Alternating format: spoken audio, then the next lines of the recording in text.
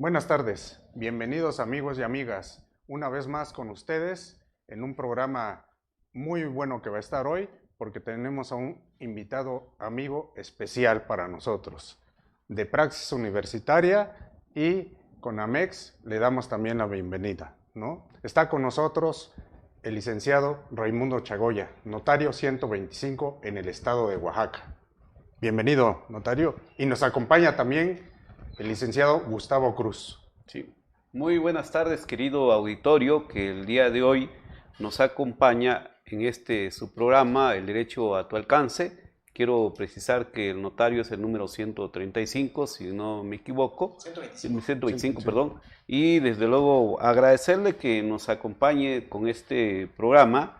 Y efectivamente hoy hablamos del notario a tu alcance. Creo que se abordarán algunos temas muy interesantes para la ciudadanía. Y pues adelante, Gregorio, ¿quieres empezar planteando algunas preguntas o iniciamos con la entrevista? Sí, cómo no. Pues bienvenido, Raimundo. Esta es tu casa y pues esta es una charla como lo que tenemos en la mesa de café, ¿no? Pues fíjate que ya tuvimos un programa previo que fue, o sea, abordó el tema del testamento. Hoy contigo vamos a abordar otro tema que es un poco diferente y lo queremos titular El notario para tu empresa, ¿no? Al respecto, quisiera que le contaras al público en general, en términos generales, qué es el notario en tu empresa. Claro que sí, licenciado Víctor Gregorio y licenciado Gustavo Cruz. Pues muchas gracias por la invitación. Como bien lo dices, este programa, El Derecho a tu Alcance, es muy relevante porque nos acerca a todos los ciudadanos una parte de lo que es el derecho un poco más descafeinado, más entendible, no tan técnico. Y por supuesto los notarios tenemos que tener un papel en este rol del derecho y un papel también en el que nos veamos y seamos mucho más cercanos a nuestra comunidad, a la ciudadanía, en este caso a Oaxaca de Juárez, donde radicamos. Yo soy notario 125, tengo mi sede aquí en el centro, en el municipio de Oaxaca de Juárez, estamos a sus órdenes y hoy vinimos a platicar justamente, como dice el licenciado Gregorio, a lo que es el notario en tu empresa y la utilidad del notario en tu empresa, ¿no? El notario es un profesional del derecho, un perito del derecho, quien actuando de manera imparcial da las recomendaciones para el buen andar de la empresa. Por ejemplo, ahora que estamos en la pandemia COVID-19, para las empresas es muy útil el tener vigentes sus poderes, las facultades de sus representantes, y el notario recomienda de qué manera podemos hacer mejor esto.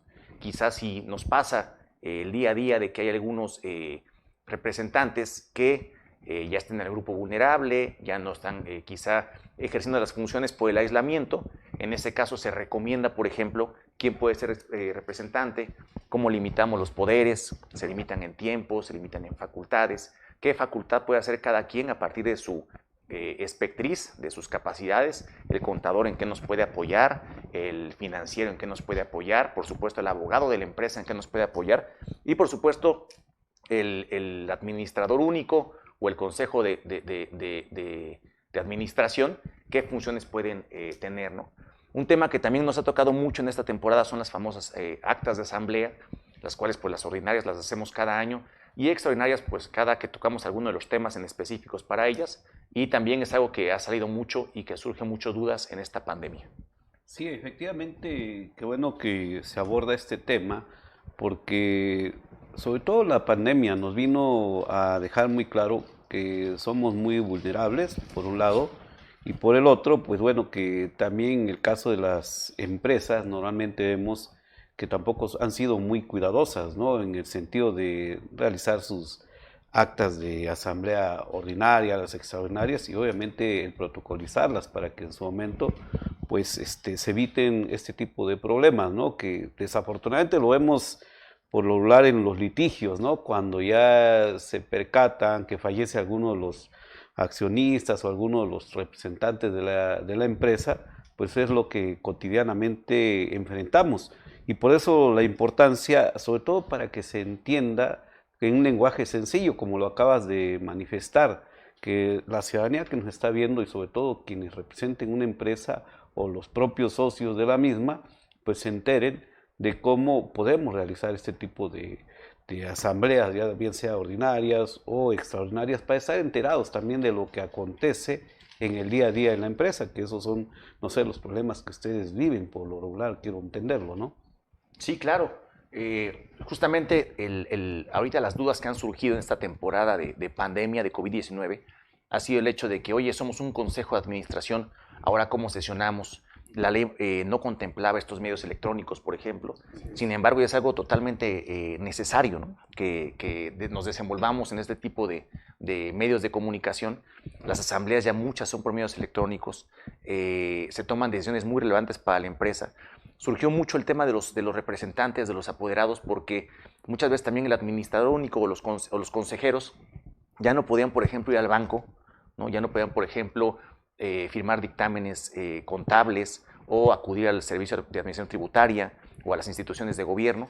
Entonces viene un tema ya de más especialización respecto a qué facultades son para cada quien, qué funciones va a hacer cada quien, no poner en riesgo a ninguno de la empresa. Por supuesto, en Oaxaca lo que más tenemos son empresas familiares y los papás y las mamás, que son los que llevan esta empresa familiar, ya también no pueden exponerse tanto, ¿no? Entonces, lo normal, lo común es el tema de, oye, a tal hijo le voy a dar estas facultades. ¿Por qué? Porque tiene ciertas capacidades de administración, de contabilidad, de finanzas, y a tal hijo estas. ¿Por qué? Porque él se dedica más a temas operativos, a llevar la fábrica, la envasadora, la productora. Entonces, es como se empiezan a diferenciar estas actividades y son muy útiles para todos, ¿no? En este caso, por ejemplo, una recomendación muy clara está en cuando demos algún poder, algunas facultades, es en ponerles temporalidad y en determinar el domicilio del apoderado. ¿Por qué temporalidad? Porque con el tiempo el poder se va a agotar. Entonces, si lo decimos, perdón, vulgarmente, el poder ya no lo vamos a tener que revocar, sino en automático se va a revocar. Es un ahorro para el empresario no tener que revocarlo. Y domicilio, ¿por qué? Porque sabemos en dónde podemos ubicar al apoderado. Luego es un problema el que no tengamos domicilio del apoderado y estarlo buscando por toda la ciudad, estar preguntando por él para que nos regresen nuestros documentos. Entonces, por ejemplo, esta es una recomendación que nos toca el día a día con los empresarios familiares de, oye, pónganle temporalidad, 1 año, 2 años. Si quieres un poquito más amplio, bueno, llévatelo hasta 3 años, pero sí ponle un tiempo. Y en segunda, oye, ubiquemos el domicilio del apoderado para que en el poder se incluya y poder revocarle el poder o inclusive ir a pedirle documentos o algún otro tipo de asunto, ¿no? Así es. Entonces, esa es una muy buena recomendación. Por ejemplo, ahora pasamos apenas la reforma del outsourcing. Ya la subcontratación ya está prohibida en nuestro país, en Oaxaca por supuesto que lo está también, y se da mucho el tema de especificar ya los objetos sociales de las empresas. Antes teníamos mucho la costumbre o la moda, por no decir así, de tener objetos muy grandes, y el objeto muy grande pensábamos que con esto en nuestra empresa podíamos hacer de todo. Ahora las cosas ya cambiaron. Por ejemplo, en el Servicio de Administración Tributaria, en el SAT, únicamente nos dan opción de poner ciertas actividades, ya no podemos poner actividades ilimitadas, y las actividades que pongamos en nuestra constancia de situación fiscal son las que vamos a poder desempeñar y van a tener efectos fiscales para nuestra empresa.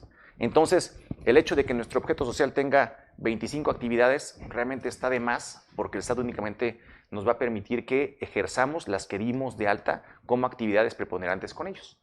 Entonces viene el tema también de por qué tenemos que especificar nuestros objetos. Ya no juega el papel del objeto tan grande. ¿Por qué? Porque hay que especializar la empresa y realizar realmente estas actividades. Así es. Perfecto, notario. Lo que comentas es muy saludable para el público porque hay muchas cosas que desconoce, ¿no? Uno como litigante, pues estando más en el mundo jurídico, etcétera, llega a conocer o conoce uno, ¿no? Pero la pregunta sería, ¿cuánto tenemos de cultura jurídica, en especial notarial, acá en Oaxaca? La pandemia marca un antes y un después, ¿no? Como dices tú, influyó mucho en el actuar de los notarios la pandemia, pero creo que aún así no hemos entendido al 100% que nuestra cultura ante los notarios debe ser más expresa, más grande, ¿no? ¿Qué opinión al respecto? Sí, por supuesto que los notarios tenemos que estar mucho más cercanos, mucho más al alcance de nuestros clientes. Creo que esta pandemia ha cambiado diversas cuestiones. Por ejemplo, una es tengamos ya la confianza con nuestro notario de tocar temas ya sea por teléfono o ya sea por videoconferencia. A los oaxaqueños siempre nos ha gustado el tema de tener un contacto directo, de ir, de visitar al abogado, de visitar al notario, de visitar al doctor. Ahora creo que esto puede cambiar un poco debido a las circunstancias de la pandemia. Entonces tengamos esa confianza de hacer consultas con nuestro notario, por ejemplo, por Zoom o por estas plataformas electrónicas. Ya es algo muy normal. Nos toca, por ejemplo, regreso al tema que es lo más común en nuestro estado, que son las empresas familiares. Sentamos a la familia, a los hijos con los que trabajamos, tenemos la reunión con el notario con la confianza que nos da tener la reunión con este perito en derecho y transmitamos los puntos que queremos hacerlos, ¿no? Oye, ¿sabes qué? Quiero hacer esto y respecto a la empresa. También otra cosa importante es que hagamos todo y demos un seguimiento paso a paso. Muchas veces me toca que queremos hacer todo junto, cambios quizá radicales para la empresa familiar muy rápido, y así es como realmente así no, pues no andan las cosas, no funcionan las cosas. Pongamos, ¿sabes qué, notario? Vamos a hacer esto, quizá el siguiente mes esto, en 2 meses cambiamos apoderados, después hacemos un cambio de consejo, y hagamos un plan con el notario para que él nos lleve de la mano y nos ayude a dar este seguimiento. Y creo que algo muy importante es que tengamos esta confianza del notario cercano. Las asesorías con el notario no cuestan, son asesorías gratuitas. Y también quitemos esta idea de que con el notario todo va a ser muy caro o que vamos a gastar una. No, de inicio voy a platicar con él, voy a ver qué es lo que puedo hacer, hago mi plan y por supuesto, antes de hacerlo también le pido su presupuesto de honorarios para que sepa cuánto me cuesta y puedo planear ya sobre esto, ¿no?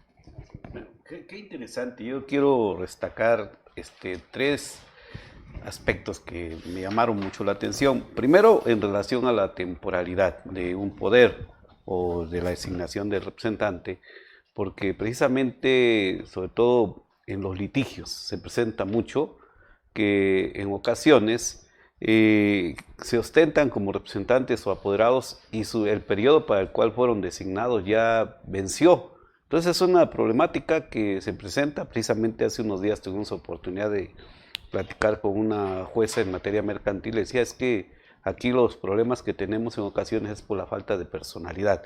Ese es uno.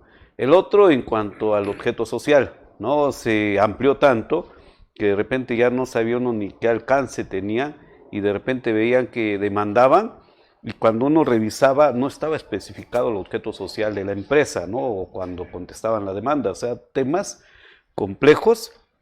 Y por último, el tema de lo que tiene que ver ahora con los medios electrónicos, que de alguna manera aquí yo creo que genera más desconfianza por esta cuestión de la certeza jurídica, ¿no? Es decir, cómo contrato electrónicamente o me asesoro de un notario cuando realmente pareciera que somos muy vulnerables en las redes sociales, en todos estos entornos. De alguna manera nos obligan o nos están orillando a cambiar también nuestra forma de ver el derecho, antes de y después de y ahora, ¿no? Todo esto, ¿no? Pues no sé cuál sería tu opinión. Sí, por supuesto. Yo creo, respecto al primer punto, ponerle temporalidad al poder. Quizá no vámonos a 1 año, sino vámonos a 2 o a 3 años, pero es muy importante que el poder en automático se revoque sin tener que ir a buscar personalmente al apoderado. Segundo, algo muy importante, cuando ya nos trabajamos con algún contador, con algún litigante, tenemos que pedirle nuestros documentos de vuelta, que justamente es lo que comenta aquí el abogado.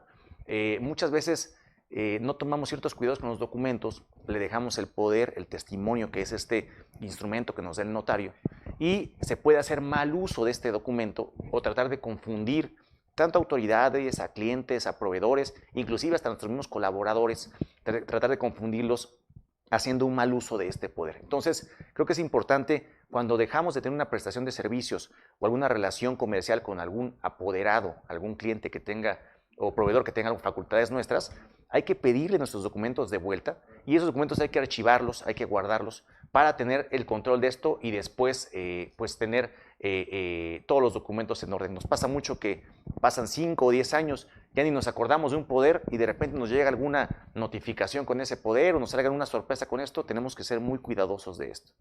Respecto al tema de los objetos sociales, todavía me tocan muchos clientes que a veces hasta me presumían, ¿no? De que es que mi empresa puede desde vender medicinas hasta vender llantas, ¿no?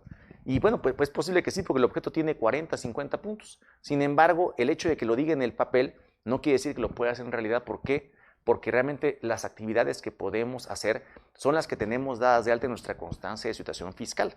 Entonces, esta constancia nos trabaja respecto de un 100%, pero no nos va a dejar hacer 100 actividades, sino van a ser 5, cada una con el 20%, o alguna la preponderante con el 30%, otra con el 15%, con el 10%, y tienen que estar también relacionadas entre ellas. Es decir, no podemos hacer también actividades tan diversas que, por ejemplo, por un lado vendamos un jarabe y por otro lado una llanta. Realmente eso también no se puede en la vida comercial, porque así no se manejan los negocios.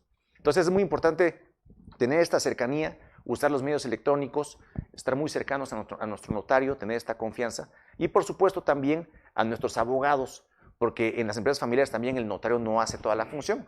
El abogado es quien asesora, por ejemplo, respecto a la acta de asamblea, cuando se lleva a cabo la asamblea, y de ahí hay que ver que una asamblea tiene tres tiempos. Uno es cuando se lleva a cabo y se levanta el acta, que ahí el abogado tiene una función muy importante. Otro es cuando se lleva a protocolizar con el notario, que es otro tiempo posterior. Y otro es cuando se inscribe en el registro público del comercio, que ahí tiene efectos oponibles a terceros y es otro tiempo también, ¿no? Claro, está bien, notario. Pues yo creo que muy claro, ¿no? La explicación del notario, bastante ecuánime. Yo quisiera hacerte una pregunta, notario. Fíjate que en últimas fechas ha sonado en redes sociales el tema de la personalidad de quienes adquieren bienes o las compraventas que se han usurpado personalidad de otras personas, ¿no? Al respecto, ¿qué nos podrías recomendar para que los ciudadanos comunes tuviéramos seguridad sobre nuestros patrimonios? Sí, qué bueno que tocas ese tema porque es bien importante darle a todos nuestros comparecientes, a nuestros clientes, esa certeza jurídica. Y en esto existen buenas noticias, ¿no? Por ejemplo, en Oaxaca, a partir de julio, si no me equivoco, de este año, ya está en circulación el Registro Nacional de Poderes. Entonces, todos los notarios que hagamos poderes para actos de dominio, tenemos ya que inscribir esos poderes en el Registro Nacional de Poderes. Cuando nos den un poder para actos de dominio, existirá una constancia hasta atrás de inscripción con un folio electrónico en el cual este poder va a estar inscrito. Segundo, si es un poder que sea antes de julio de este año, mi recomendación es que por favor le marquemos al notario que lo hizo para preguntarle si ese poder consta en su protocolo, si él lo emitió y quién es la persona que nos lo está presentando.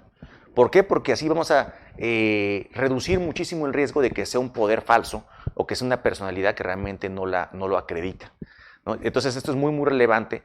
Tercero, por ejemplo, como notaría, ya tenemos un dispositivo biométrico en el cual todos los apoderados que se presentan, revisamos su credencial para votar, que esté vigente, y también con este dispositivo y con su huella dactilar cotejamos los datos con el INE para saber que sí es la credencial auténtica con la que están compareciendo.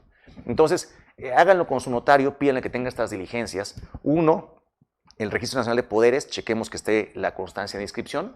Dos, marcarle al notario que hizo el poder. Por ejemplo, si es un poder que me llega de la Ciudad de México para vender una casa aquí en el centro histórico, bueno, pues voy a tomar un poco más de tiempo, pero le marqué al notario de allá para preguntarle, oye, te voy a mandar el poder escaneado que me están presentando, el cual tú emitiste, y te pido por favor que por correo electrónico me corrobores, me confirmes que es tu poder, que consta en tu protocolo y que es la persona que me está trayendo quien realmente debe ser, ¿no? Y otro, con el notario que vayamos, que cheque la identificación oficial, la INE, para que veamos que realmente sí es una identificación auténtica, ¿no? Así es, correcto. Pues qué interesante, sobre todo porque precisamente la comunidad que nos está escuchando, nos está viendo, pues puede conocer, o sea, de manera muy digerible, sobre todo esta parte que en Oaxaca en los últimos meses se ha presentado, ¿no? El robo de identidad, que prácticamente a eso se refiere un poco, que sobre todo a raíz de un caso que ha sido muy sonado, en el que se identifica, o al menos se visualiza, que suplantaron la identidad de algunas personas. Desde luego desconozco cuál ha sido el fin del juicio, pero esto detona, ¿no? Y otros aspectos que de alguna manera se siguen presentando. Pero bueno, cambiando no tanto de sintonía, pero un poquito del tema, también encontramos, bueno, que a raíz de esta pandemia, pues se presentan casos y gente que fallece sin poder dejar un testamento, sin dejar, definitivamente la pandemia no da ni siquiera la posibilidad de poderse comunicar. ¿Qué hacer en este caso en un momento determinado? O sea, ¿cuáles serían las recomendaciones? Sí, claro. Ahorita que llevamos ya más de año y medio con la pandemia, un tema también recurrente fue de la mamá, la jefa de familia o el papá jefe de familia, que son estos emprendedores o cabeza de empresa que empujan la empresa y que tienen éxito como comerciantes, como empresarios. Preguntaban, oye, ¿qué va a pasar con mi empresa si a mí me da COVID, si llego a faltar? Entonces es muy importante que siempre consideremos también como empresarios, como cabeza de familia, el tener un testamento, ¿no? Con el testamento, por ejemplo, la recomendación es, quizá de inicio no nos rompamos tanto la cabeza en querer tener el testamento perfecto, el testamento en donde repartamos equitativamente, donde todo esté muy bien. No, quizá de inicio hagamos un testamento universal en el cual dejemos todo para nuestros hijos, por ejemplo, o todo para nuestra esposa, para nuestro esposo, y teniendo este testamento de inicio, podemos mucho más tranquilos ir planeando un segundo testamento que esté ya mucho más preciso. Pero considero que lo importante es que tengamos testamento. Entonces, la recomendación que pasó en la pandemia y que uno como notario le hacía a los comparecientes es, oye, ¿por qué no hacemos un testamento universal que no te desgastes tanto, que ahorita no te rompas la cabeza viendo cómo vas a dejar tus cosas? Déjale todo a tus hijos, con esto vas a estar mucho más seguro porque te vas a evitar que visiten tribunales, que visiten juzgados, un problema familiar también. Y con esto vamos a estar más tranquilos y a la par empezamos a hacer con calma un testamento en donde sí ya quizá hagas un listado de bienes, no necesariamente inmuebles, pueden ser muebles, pueden ser maquinaria, pueden ser vehículos, pueden ser muebles también de trabajo. Por ejemplo, me tocó con un despacho jurídico que decía, oye, es que yo quiero dejarle el mobiliario de esta oficina a un hijo. El mobiliario, también eso se puede dejar en el testamento, no solo son inmuebles, también son derechos, licencias de operaciones intangibles como son las marcas, las patentes, también como son las licencias, por ejemplo, algún puesto en la vía pública, de los taxis, las concesiones. Todos estos derechos también se pueden dejar en el testamento y es muy importante que lo dejemos claro para que evitemos tener algún tipo de inconveniente familiar y también para que estemos mucho más tranquilos. Algo importante es decirle al amigo empresario de familia o a la amiga, a la jefa de familia y jefa también de empresa, que el hacer testamento no quiere decir que invoquemos a la muerte, sino que el hacer testamento pues, es actuar con responsabilidad y dejarle un camino seguro pues, a nuestra familia. Una pregunta que me hacía un amigo empresario, dice, yo ya tengo un testamento, ¿no? Y ahí está dispuesto en términos generales que todo lo que yo tengo es para mis hijos. Pero me decía también, adquirir un inmueble el día de hoy, por decirlo. ¿Me sirve ese testamento anterior o tengo que hacer otro? Esa es la pregunta que me hizo. ¿Qué le podemos responder? Es una muy buena pregunta. Yo le respondería que nos permita leer el testamento, obviamente con toda la privacidad y con el cuidado de datos personales y de su patrimonio, porque existe una cláusula que viene para quién van a ser los bienes presentes y los futuros. En el testamento se puede poner esa cláusula. Entonces, si el testamento lo tiene y es todo para sus hijos y dice, también habla de los bienes futuros, también se debe incluir esa parte, ¿no? Si no, la recomendación sería, oye, haz otro testamento, acabamos de pasar ahorita septiembre, mes del testamento, haz un testamento donde pongas esa cláusula. Oye, todos los bienes, derechos, acciones presentes y futuros serán también para estos herederos universales, por ejemplo. Entonces, lo que vayamos comprando se va a incluir dentro de esto y por supuesto van a tener también ya una certeza respecto a qué va a pasar con esto. Algo también importante es, si yo pongo mi casa, habitación en mi testamento, no quiere decir que esto, que la casa se encuentre ya pausada o digamos o atorada por el testamento o de alguna forma grabada, no. Si en algún momento tengo que vender mi casa porque voy a abrir otro negocio o pongo una hipoteca porque tengo que inyectarle capital a mi negocio, por supuesto que lo puedo hacer, porque recordemos que el testamento únicamente es nuestra voluntad para después de nuestra muerte. Mientras no fallezcamos, el testamento únicamente va a ser esa voluntad. Ya falleciendo, que esperamos que sean 50, 100 años, ahí el testamento donde agarra este poder que le otorga el derecho para poderse ejercer ya una sucesión testamentaria, no ir a tribunales o juzgados y poder llevar una sucesión mucho más tranquila, ¿no? Perfecto. Bueno, ya prácticamente para concluir nuestro programa, ¿cuáles serían ya las conclusiones a las que llegarías y qué recomendaciones se le darían al público que nos está escuchando y nos está viendo? Claro que sí, yo creo que algo bien importante es tengamos contacto con nuestro notario, seamos cercanos a él, por favor. Puede ser por teléfono, puede ser por Zoom, puede ser por alguna de estas plataformas, por correo electrónico, No necesariamente tiene que ser presencial porque es algo que nos preocupa ahorita mucho el hecho de no hacer aglomeraciones, no estar en lugares cerrados. Segundo sería, chequemos los documentos de nuestra empresa y veamos qué tan actualizados estén. Y si tenemos alguna duda, por mínima que sea, preguntemos al notario, oye notario, ¿está bien esto? Oye notario, me acordé que hice un poder hace 5 años, ya ni me acordaba hasta que ahora que te vi en la pantalla. ¿Qué hago con esto? Pero es que aquí se lo requería al contador, al abogado, al gestor. Perfecto. No dejemos los papeles así nada más al aire porque se puede hacer un mal uso de ellos. Y otra, pues es el fin de que sientan al notario cercano a ustedes, que estamos por supuesto para servirles, y que el acercarse al notario no tiene que ser caro, no tiene que ser cansado, no tiene que ser desgastante, sino es algo que nos ayuda y por supuesto que respalda el patrimonio familiar. Perfecto. Pues notario, ya como dice acá Gustavo, para despedirnos, ¿dónde te pueden localizar para tus servicios? Con mucho gusto estamos ubicados en la calle de Reforma, número 206, casi esquina con Murguía, en la planta alta. Nuestro teléfono es 951-51-686-78 y los esperamos, tengan la confianza de acercarse porque pues estamos para servirles.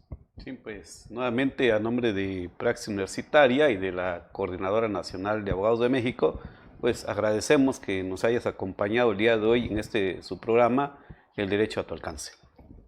Gracias, amigos. Gracias, notario. Gracias por la invitación, muchas gracias.